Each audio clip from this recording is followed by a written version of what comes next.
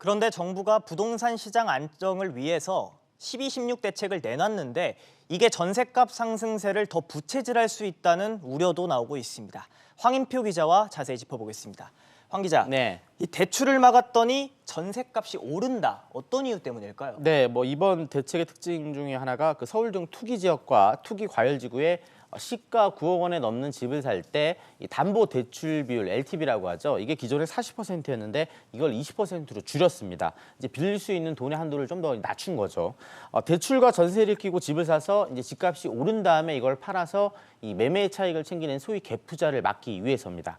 그런데 전세로 살다가 이 대출을 최대한 많이 받아서 이 간신히 집을 살 수 있는 그런 분들 입장에서는 갑자기 어느 날 대출 한도가 줄다 보니까 새로 살게 될 집으로 이사를 가지 못하고 기존 전셋집에 머물 수밖에 없게 되는 겁니다.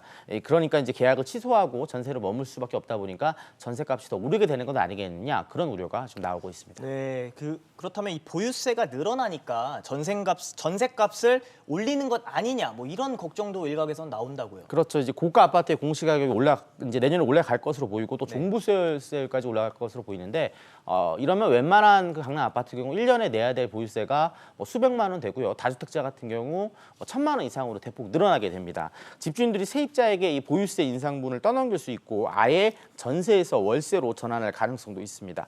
더군다나 집주인들의 실거주 요건이 더 강화된 가운데 서울 아파트 공급이 준다는 게 큰 문제인데요. 올해 4만 3천 호에서 내년엔 4만 2천 호의 새 아파트가 나오니까 올해하고 내년은 비슷한데 2021년엔 2만 2천 가구로 서울 아파트 공급량이 크게 줄어들 것으로 예상되고 있습니다.